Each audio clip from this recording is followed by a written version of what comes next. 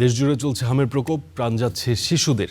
এ নিয়ে আমরা মাঠ পর্যায় থেকে আরও বিস্তারিত জানার চেষ্টা করব। এই মুহূর্তে সিরাজগঞ্জ থেকে যুক্ত আছেন সহকর্মী সাজিরুল সঞ্চয়। কথা বলবো সঞ্চয়ের সঙ্গে। সঞ্চয়, প্রথমেই শুভ সকাল আপনাকে।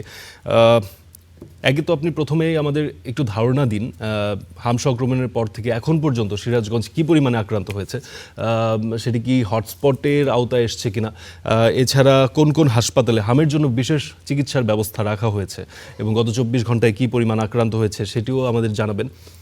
শুভ সকাল ফারদিন। আসলে সিরাজগঞ্জ কিন্তু এবছরে যে সারা দেশব্যাপী হাম রুবেলার যে একটি সংক্রমণ চলছে, একটি ঢল চলছে, এই ঢলে কিন্তু আসলে সিরাজগঞ্জকে হটস্পট হিসেবে চিহ্নিত করা হয়নি। আমি এই মুহূর্তে যে স্থানটিতে রয়েছি, সিরাজগঞ্জ মেডিকেল কলেজ হাসপাতালে, এখানে আমরা সকাল থেকে যেমনটি দেখছি, হসপিটালটিতে কিন্তু এই মুহূর্তেও প্রায় 17 জন রোগী ভর্তি রয়েছেন হাম আক্রান্ত। এছাড়া সিরাজগঞ্জের 250 শয্যা বিশিষ্ট জেনারেল হাসপাতালে 7 জন, খাজা ইউনুস আলী মেডিকেল কলেজ হসপিটালে 14 জন সহ সিরাজগঞ্জের প্রত্যেকটি উপজেলার যে স্বাস্থ্য কমপ্লেক্সগুলো রয়েছে, প্রত্যেকটি স্বাস্থ্য কমপ্লেক্সেই কিন্তু রোগী ভর্তি রয়েছে। সর্বশেষ আমরা সিরাজগঞ্জ সিভিল সার্জন কার্যালয় সূত্রে যতটুকু জানতে পেরেছি যে সিরাজগঞ্জে আজকে সর্বশেষ 44 জন হাম আক্রান্ত রোগী কিন্তু বিভিন্ন হাসপাতাল এবং বেসরকারি ক্লিনিকগুলোতে ভর্তি রয়েছে। এবং এবারের যে হাম রুবেলার সংক্রমণ, এই সংক্রমণে সিরাজগঞ্জে 188টি শিশু আসলে এই রোগে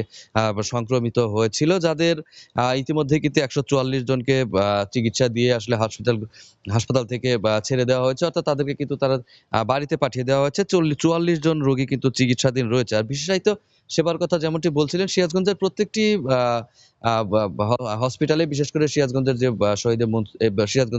সিরাজগঞ্জ মেডিকেল কলেজ এবং খাজা ইউনুস আলী মেডিকেল কলেজে বিশেষায়িত চিকিৎসা দেওয়া হচ্ছে। পাশাপাশি সিরাজগঞ্জ 250 শয্যা বিশিষ্ট জেনারেল হাসপাতালেও কিন্তু হামলাক্রান্ত রোগীদের বিশেষায়িত যে সেবা, সেটি কিন্তু দেওয়া হচ্ছে। আরেকটি বিষয় যে এবারে সিরাজগঞ্জ আসলে হাম রুবেলার হটস্পট হিসেবে চিহ্নিত না হলেও সিরাজগঞ্জের যে হাম আক্রান্ত রোগীদের পাশাপাশি সিরাজগঞ্জে হাম রুবেলার যে টিকাদান, সেটি কিন্তু 20 এপ্রিল, অর্থাৎ আজ থেকে ঠিক 3 দিন আগে কিন্তু শুরু হয়েছে। এই টিকাদান কিন্তু এই মুহূর্তে সিরাজগঞ্জের প্রায় 2300-এরও বেশি টিকাদান কেন্দ্র, 9টি উপজেলার সর্বত্র কিন্তু টিকাদান কর্মসূচি এই মুহূর্তে চলছে। সিভিল সার্জন কার্যালয় সূত্রে আমরা সর্বশেষ যে তথ্য পেয়েছি যে সিরাজগঞ্জের প্রায় 3,94,000-এরও বেশি শিশুকে কিন্তু এই টিকার আওতায় নিয়ে আসার যে পরিকল্পনা, সেটি কিন্তু রয়েছে এবং এটি কিন্তু এই টিকা দান কিন্তু সম্পন্ন করা হবে। আমরা সর্বশেষ যতটুকু দেখছি যে আসলে প্রতিদিনই কিন্তু কর্ম ঘন্টা অনুযায়ী কিন্তু সিরাজগঞ্জের প্রত্যেকটি টিকাদান কেন্দ্রে টিকাদান